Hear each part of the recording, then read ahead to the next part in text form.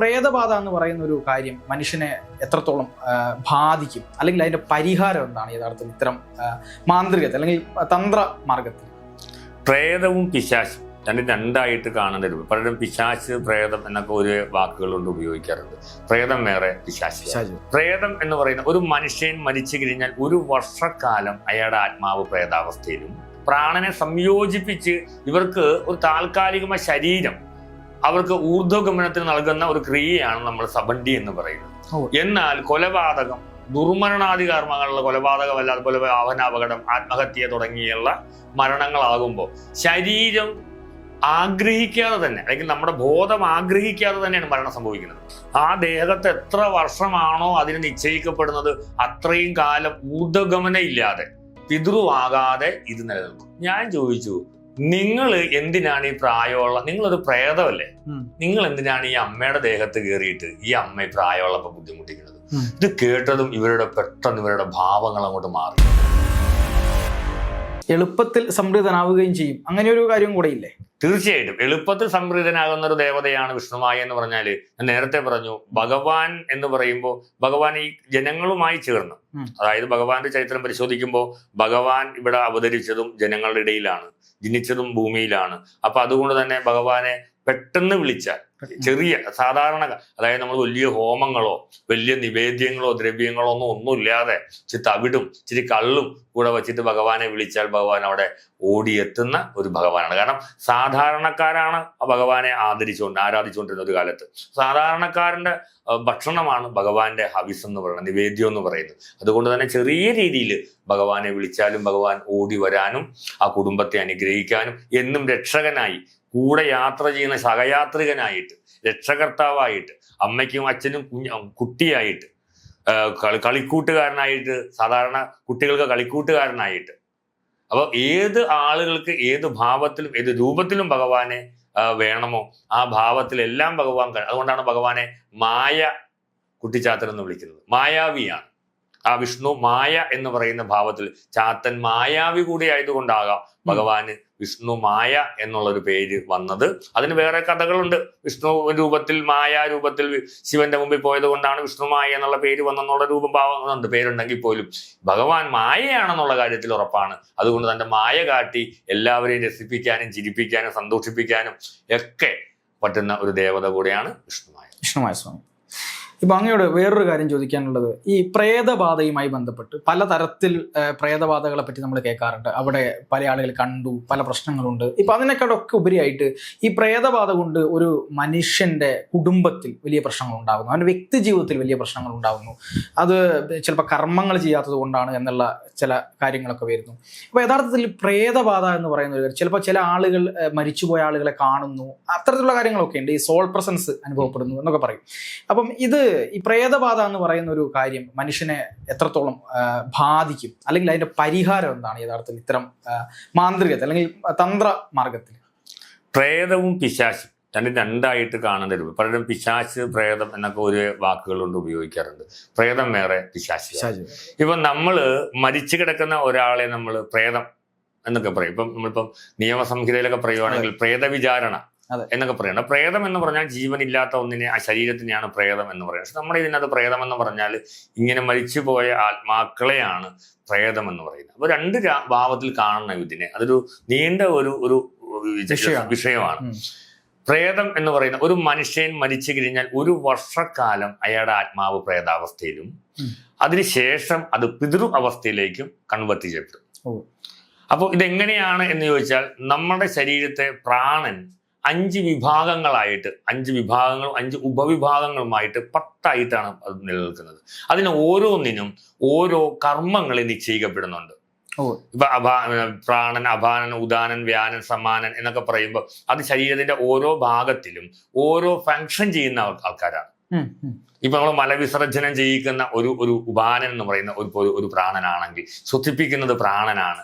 അങ്ങനെ ഓരോ ഭാഗങ്ങളും, അപ്പോൾ ഓരോ ശരീരത്തിന്റെ പല ഭാഗങ്ങളിലാണ് ഒരേ വായുരൂപത്തിൽ തന്നെ പല ഫങ്ഷൻ ചെയ്യാൻ വേണ്ടി പല സ്ഥലങ്ങളിൽ ഓരോ ജോലികൾ ഏറ്റെടുത്ത് നടത്തുന്ന 5 പേരാണുള്ളത്.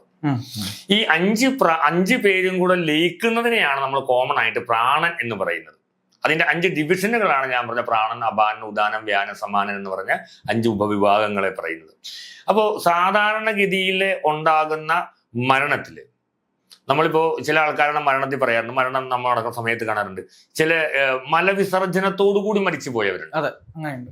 അവിടെ അവരുടെ ആ ഗുദത്തിലൂടെയാണ് ഈ പ്രാണൻ ബഹിർഗമിച്ചു പോയത്. ചിലർ കണ്ണ് വീഴ്ച മരിച്ചു കിടക്കുന്ന ആൾക്കാരുണ്ട്, കണ്ണിലൂടെയാണ് പ്രാണൻ പുറത്തു കിടന്നത്. ചിലർ വാ പൊളിച്ചാണ് മരിക്കുന്നത്, വായിലൂടെയാണ്. അപ്പോൾ ഒരു മനുഷ്യൻ ജീവിച്ചിരിക്കുമ്പോൾ അയാൾ ചെയ്ത പ്രവൃത്തിയുടെ ഫലമായിട്ടാണ് പ്രാണൻ എങ്ങനെയാണ് ഊർധ്വഗമനത്തിലേക്കോ അധോഗമനോ ആണോ എന്ന് നിശ്ചയം. യോഗികളൊക്കെ ശിരസ് പിളർന്നാണ് സമാധിയാകുന്നത് ബ്രഹ്മരന്ധ്രത്തിലൂടെ. അപ്പൊ അങ്ങനെ പല ഭാഗങ്ങളിലുണ്ട്. ഇങ്ങനെ പോകുന്ന പ്രാണൻ 5 ഘടകങ്ങളായി തന്നെ നിലനിൽക്കും ഒരു വർഷക്കാലം. അപ്പൊ ഈ 5 പ്രാണനും 5 ഉപപ്രാണനും ഉണ്ട്. അതെ. അപ്പൊ അത് ശരീരത്തിന്റെ ഓരോ അസ്ഥികളിലൊക്കെ ചെയ്യുന്നതാണ്. ഇപ്പൊ ധനഞ്ജയൻ എന്ന് പറയുന്ന അസ്ഥിയിലാണ് ഇരിക്കുന്നത്. അപ്പൊ ഇത് ഒരു വർഷക്കാലം ഇതിങ്ങനെ 10 വിഭാഗങ്ങളായി തന്നെ ആ ഡിവൈഡ് ചെയ്ത് തന്നെ നിലനിൽക്കും ഭൂമിയിൽ.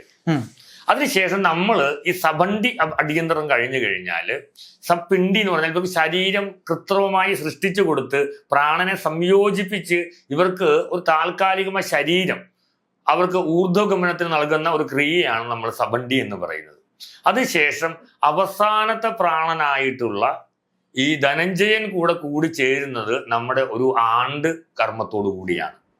അത് കഴിഞ്ഞാൽ ഇത് പിതൃവായി, അത് വരെയും പ്രേതമാണ് ഈ പ്രാണൻ. കാരണം ഈ പ്രാണന് ഈ സംയോഗം നടന്നിട്ടില്ല, മൂലകങ്ങൾ തമ്മിൽ സംയോജിച്ചിട്ടില്ല. അങ്ങനെ നിന്ന് പെട്ടെന്ന് ശരീരത്തിൽ നിന്ന് വിട്ടുപോകുന്ന ഈ പ്രാണന് ശരീരത്തിൽ നിന്ന് അത്രയും നാളെ ശരീരത്തിന്റെ ഉള്ളിൽ ഫങ്ഷൻ നടത്തിക്കൊണ്ടിരുന്ന ഈ ഒരു ശക്തിക്ക് ശരീരം ഇല്ലാതെയാകുന്നതോടുകൂടി വേറൊരു ശരീരത്തിലേക്ക് പ്രവേശിക്കാനായിട്ടുള്ള ഒരു ടെൻഡൻസി ഉണ്ടാവും. ആ ടെൻഡൻസി സമാനമായ രക്തബന്ധമുള്ള ആളുകളുടെ ശരീരത്തിൽ പ്രവേശിക്കാനുള്ള ഒരു ശ്രമം നടത്തുന്നതിനെയാണ് നമ്മൾ പുല ആചരിക്കുക എന്ന് പറയുന്നത്. പണ്ട് കാലത്ത് ഒരു വർഷം പുലയുണ്ടായിരുന്നു. ഒരു വർഷക്കാലം ഇയാള് ആ ബലി ചെയ്ത പ്രധാന കർമ്മം ചെയ്ത ആള് താടി പിടിക്കില്ല, നഖം വെട്ടില്ല, മീശ പിടിക്കില്ല. അവരുടെ കുടുംബത്ത് പ്രത്യേകിച്ച് എന്തെങ്കിലും നല്ല ഒരു കർമ്മങ്ങൾ, ഇപ്പോൾ അല്ലെങ്കിൽ വിവാഹം പോലെയുള്ളത്, അല്ലെങ്കിൽ വീട് പണി, അങ്ങനെയുള്ള കാര്യങ്ങൾ ചെയ്യില്ല. ശബരിമല പോലെയുള്ള മഹാക്ഷേത്രങ്ങളൊന്നും പോകില്ല. അയാള് പൂർണ്ണമായും ഇതിലേക്ക് തന്നെ ധ്യാനം നിരതനായിട്ട് മറ്റൊരിടത്ത് പോയി പിന്നെ ഭക്ഷണം കഴിക്കില്ല. അങ്ങനെയൊക്കെയുള്ള കാര്യം ശുദ്ധാശുദ്ധങ്ങളൊക്കെ വളരെ അയാള് നോക്കിക്കൊണ്ടാണ് ജീവിച്ചുകൊണ്ടിരുന്നത്. ഒരു വർഷക്കാലം കഴിയുന്നത് വരെ ഇയാൾ ഈ മരിച്ചുപോയ വ്യക്തിയുടെ സമാനമായ ഭാവത്തിൽ അതിന്റെ ഊർധ്വഗമനത്തിന് വേണ്ടി പ്രവർത്തിക്കുന്ന ഒരു സാധകനെ പോലെ ആയി മാറുമായിരുന്നു. ഇന്ന് നമ്മുടെ ഈ ജീവിതത്തിൽ ഇതൊന്നും സാധ്യമല്ലാത്തത് കൊണ്ട് ഇപ്പം നമ്മൾ നേരെ കൊണ്ടുവന്ന് അവിടെ കൊണ്ടുവന്ന് ദഹിപ്പിക്കുന്നു, ഇലക്ട്രിക്കൽ മശാനിൽ കൊണ്ട് ദഹിപ്പിക്കുന്നു. അപ്പൊ തന്നെ ചാരം വാരി ഒരു പെട്ടിക്കകത്താക്കി നമ്മളെ തന്നുവിടുന്നു. നമ്മൾ പിന്നെ അടുത്ത 7ാമത്തെ ദിവസം തന്നെ കൊണ്ടുവന്ന് കളയുന്നു. അതോടുകൂടി നമ്മൾ പുല വീഴുന്നു, നമ്മൾ നമ്മുടെ വഴിക്ക് പോകുന്നു. അങ്ങനെ മാറി ഇന്നത്തെ നമ്മുടെ യാന്ത്രിക ജീവിതത്തിൽ ഇതിനൊന്നും വലിയ പ്രാധാന്യം ഇല്ലാതെ വന്നു. എന്നാൽ പോലും ഈ പ്രാണൻ അവിടെ നിൽക്കും. പ്രാണൻ നമ്മുടെ ശരീരത്തിൽ കടന്നു കയറാനുള്ള ശ്രമം നടത്തും.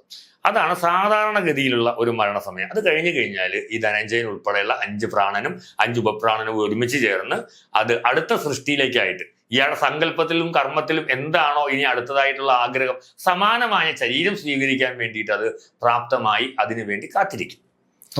അങ്ങനെയാണ് സാധാരണ മരണം നടക്കുമ്പോൾ.